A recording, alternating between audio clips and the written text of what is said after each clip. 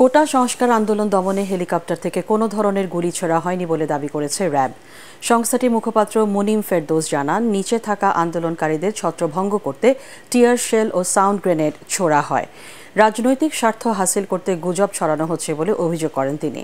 সন্ধ্যায় রাজধানীর কারওয়ান বাজারে ব্রিফিংয়ে এসব তথ্য জানান র্যাবের এই মুখপাত্র। নরসিংদী কারাগার থেকে পালিয়ে যাওয়া এক জঙ্গিকে নারায়ণগঞ্জের সোনারগাঁও থেকে গ্রেপ্তার করা হয়েছে বলেও জানান তিনি।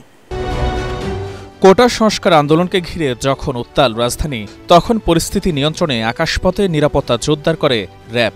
তবে হেলিকপ্টার থেকে কোনো গুলি ছোড়া হয়নি দাবি করে সংস্থাটির মুখপাত্র জানান, আন্দোলনকারীদের ছত্রভঙ্গ করতে টিয়ারশেল ও সাউন্ড গ্রেনেড নিক্ষেপ করা হয়। আমাদের হেলিকপ্টার টহলের মাধ্যমে নন লিথেল ওয়েপন ব্যবহারের মাধ্যমে, যেখানে আমরা স্পেসিফিকভাবে বলতে চাই, এটা নিয়ে বিভিন্ন ধরনের প্রোপাগান্ডা বিভিন্ন সামাজিক যোগাযোগ মাধ্যমে ছড়ানো হচ্ছে।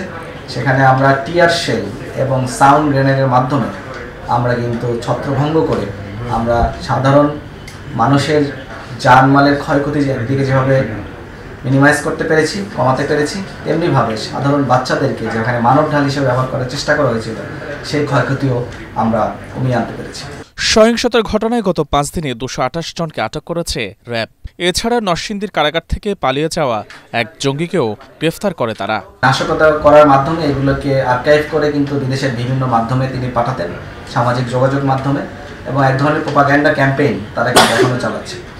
এবং এই অস্থিরতা তারা কিন্তু তৈরি করে রেখেছে। এই অস্থিরতার মাধ্যমে তারা দেশে একটা অরাজক পরিস্থিতি তৈরি করতে চায়। দেশে একটা বিশৃঙ্খলা তৈরি করার মাধ্যমে তারা একটা তাদের যে রাজনৈতিক স্বার্থ, একটা রাষ্ট্র এবং সরকার বিরোধী যে চক্রান্ত, সেটাকেই তারা এর মাধ্যমে সেই স্বার্থটাকে হাসিল করতে চায়।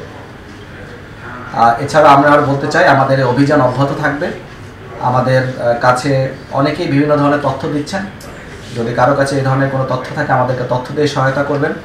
আমরা বিভিন্ন প্রান্ত থেকে, বিভিন্ন দেশের বিভিন্ন জায়গা থেকে আমরা বিভিন্ন ধরনের তথ্য পাচ্ছি, ভিডিও ফুটেজ পাচ্ছি, সেগুলোকে আমরা বিশ্লেষণ করছি এবং আমাদের অভিযানের মাধ্যমে এই ঘটনার সাথে যারা জড়িত তাদের সকলকেই আইনের আওতায় আনা হবে। গত কয়েকদিনে র্যাবের শতাধিক সদস্য আহত হয়েছে বলেও জানান র্যাবের এই মুখপাত্র। মুস্তাফিজুর রহমান, এটিএন বাংলা, ঢাকা।